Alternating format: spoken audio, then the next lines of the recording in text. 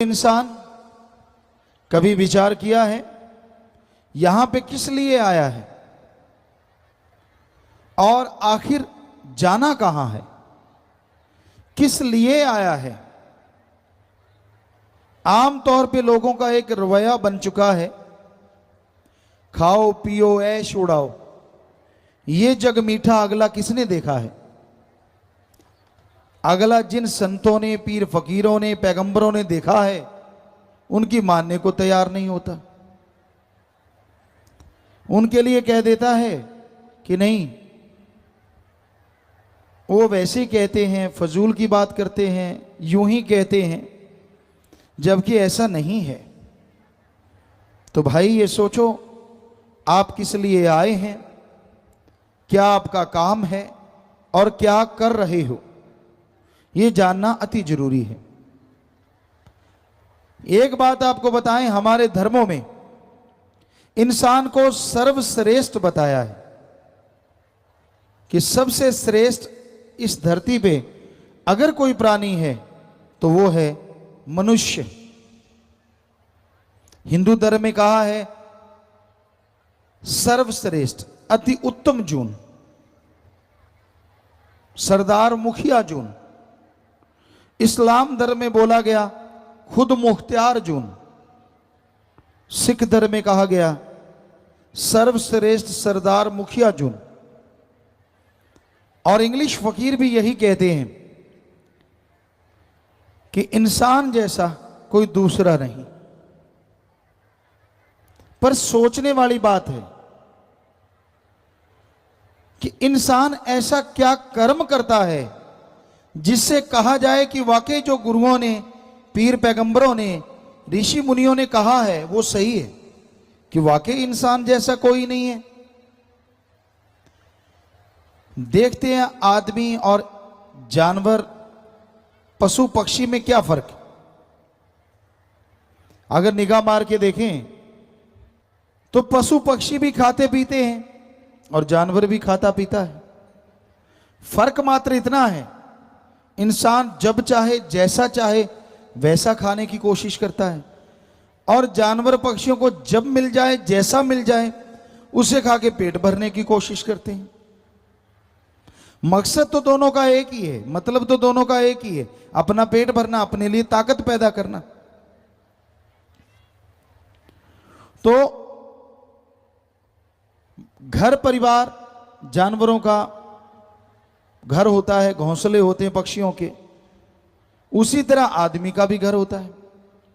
बाल बच्चे आदमी के, जानवर पक्षियों के भी होते हैं।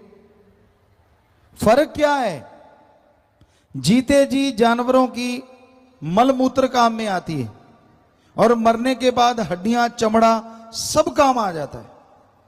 आदमी का जीते जी मलमूत्र संभालने में साइंटिस्ट लगे हुए हैं, कैसे संभालें, इतना बढ़ता जा रहा है। और मरने के बाद हड्डियां संभालने पे भी टैक्स लगता है। जाओगे वो पहले ही ले लेंगे, आजा आजा तू हमारा ग्राहक है, निकाल, कितने निकालेगा। तो हड्डियां समेटने में भी पैसा लगता है। तो इस लिहाज से देखें तो जानवर आगे हैं। पर शायद आदमी सोचे, साइंस में, विज्ञान में आदमी ने बहुत तरक्की करी है, सुख सुविधा के साधन बन गए हैं। तो साइंस ने कितनी तरक्की की है, गाड़ियां हैं, कारें हैं, क्या ऐसा पशु कर सकता है? ना जी ना, पशु नहीं कर सकता। पर आपको सुख सुविधा के साधन तो विज्ञान के नजर आ गए। पर अगर आज कहें कि आदमी बारूद के ढेर पे बैठा है, सारी दुनिया बारूद के ढेर पे बैठी है, तो गलत नहीं होगा। क्योंकि एटम, परमाणु, अणु, हाइड्रोजन, जो बम बन रहे हैं, ऐसा खतरा जैसा आज आदमी को आदमी से है, क्या आदमी को पशु से हो सकता है? कभी नहीं हो सकता। सोच भी नहीं सकते पशु। तो फिर भी पशु आगे निकल गए, आदमी तो फिर पीछे रह गया। फिर धर्मों में क्यों कहा कि आदमी सर्वश्रेष्ठ है, अति उत्तम है, सरदार जून, मुखिया जून, सर्वश्रेष्ठ जून? क्यों?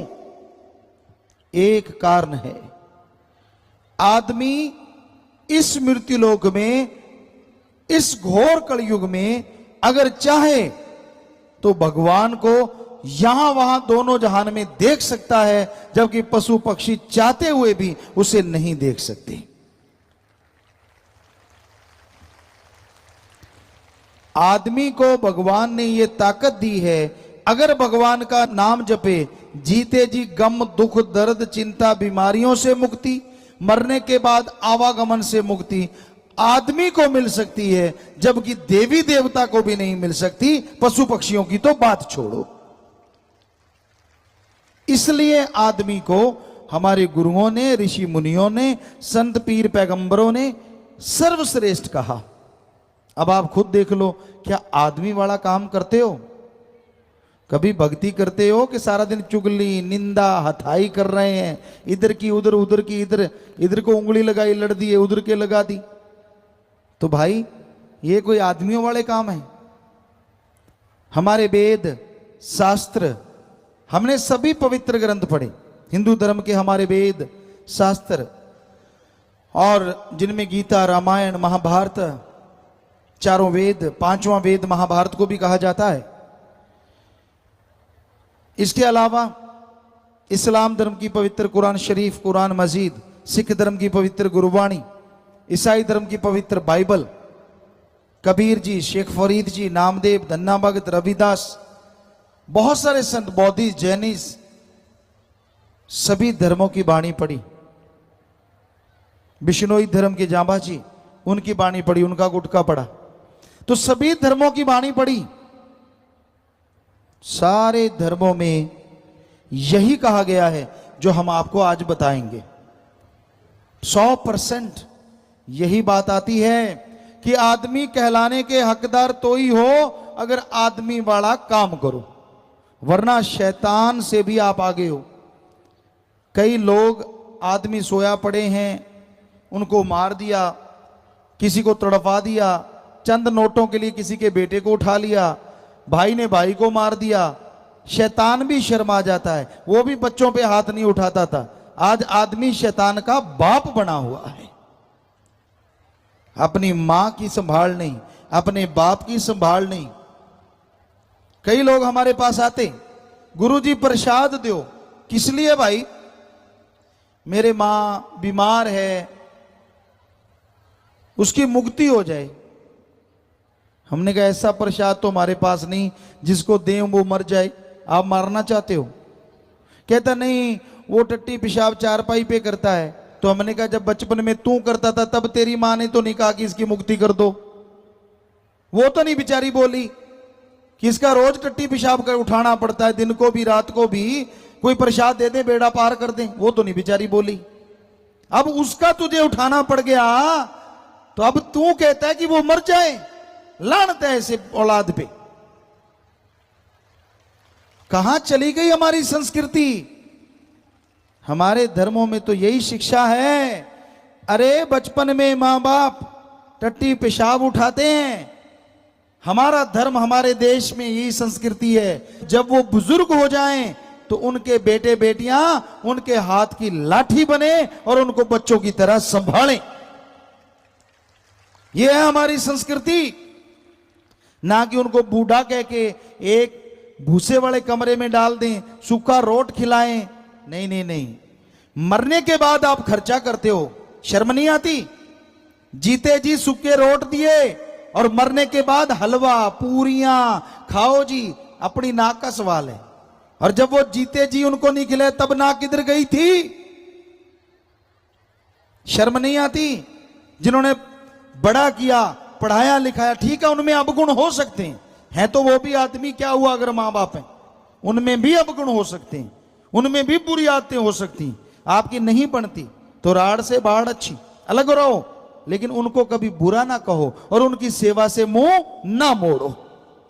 जितना हो सके उनकी सेवा करते रहो। घर से सेवा शुरू करो, फिर करो समाज की सेवा। पर आज का युग ही ऐसा है। हमने देखा बुजुर्गों को बूढ़िया, डैनिया, इतने इतने गंदे नाम लेंगे भी। है तो तेरा ही खून, तेरा ही बाप है, तेरी मां है, क्या कह रहा है? शर्म नहीं आती तुझे? अपनी मां के लिए, बाप के लिए इतने निरादर के शब्द प्रयोग में लाता है। और मां बाप को भी चाहिए बच्चों को आशीर्वाद दें। एक उम्र होती है, वेदों में लिखा हमारे, वो तो 75 साल था, लेकिन आज की उम्र माने तो 50-55 साल। उसके बाद आपको संन्यास लेना चाहिए। बच्चों के कंधे पे सारा बोझ डालो कारोबार का, कि बेटा मैं बैठा हूं, काम धंधा संभाल, मेरे अनुभव की जरूरत पड़े तो मेरे से पूछ ले, वरना भाई मेरे से जैसा अच्छा बुरा हुआ कर लिया, अब तू जान। और खुद करो भक्ति। पर बुजुर्ग टांग अड़ाते ही रहते हैं, हटते नहीं। ऐसे नहीं ऐसे करो, ऐसे नहीं ऐसे करो। अरे इतनी कमजोर टांगे हुई पड़ी है, क्यों उड़ा रहा है?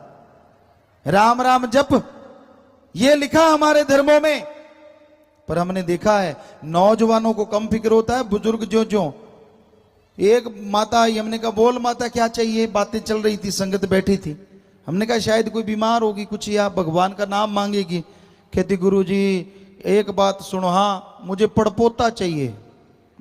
तेरी आगे बेटों ने पोतों ने रंग लगा दिया। कहती नहीं रंग तो नहीं लगाया, फिर भी दिल करे। अरे भगवान को पाने का दिल क्यों नहीं करता? आगे से आगे फंसते जा रहे हैं, फंसते जा रहे हैं। तो कहने का मतलब दोनों पीढ़ियों को समझना चाहिए।